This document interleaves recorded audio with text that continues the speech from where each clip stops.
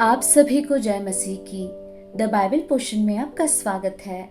हमारा आज का वचन है यशायाह की पुस्तक 34वां अध्याय। हे जाति जाति के लोगों, सुनने के लिए निकट आओ, और हे राज्य राज्य के लोगों, ध्यान से सुनो।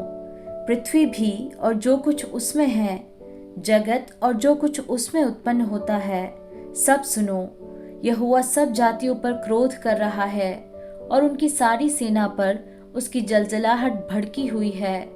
उसने उनका सत्यानाश होने और संहार होने को छोड़ दिया है। उनके मारे हुए फेंक दिए जाएंगे और उनके शवों की दुर्गंध उठेगी।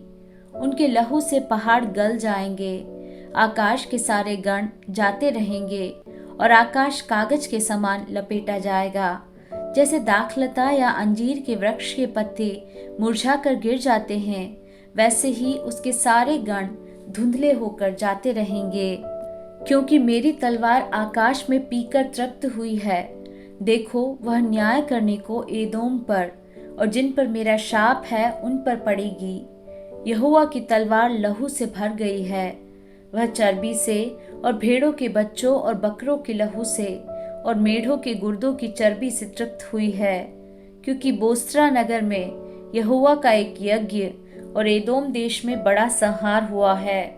उनके संग जंगली सांड और बछड़े और बैल वध होंगे और उनकी भूमि लहू से भीग जाएगी और वहां की मिट्टी चर्बी से अघा जाएगी।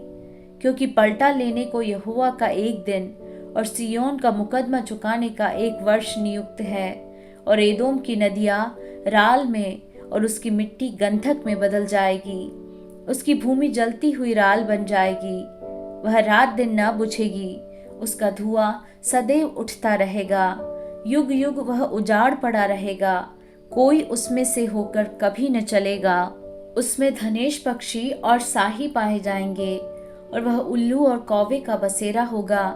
वह उस पर गड़बड़ की डोरी और सुनसानी का साहुल तानेगा। वहां न तो रईस होंगे और न ऐसा कोई होगा जो राज्य करने को ठहराया जाए। उसके सब हाकिमों का अंत होगा। उसके महलों में कटीले पेड़, गढ़ों में बिच्छू पौधे और झाड़ उगेंगे। वह गीदड़ों का वास स्थान और शुतुरमुर्गों का आंगन हो जाएगा। वहां निर्जल देश के जंतु सियारों के संग मिलकर बसेंगे और रोआर जंतु एक दूसरे को बुलाएंगे। वहां लिलीत नामक जंतु वासस्थान पाकर चैन से रहेगा। वहां मादा उल्लू घोंसला बनाएगी। वे अंडे देकर उन्हें सेएगी और अपनी छाया में बटोर लेगी। वहां गिद्ध अपनी साथिन के साथ इकट्ठे रहेंगे। यहोवा की पुस्तक से ढूंढ कर पढ़ो।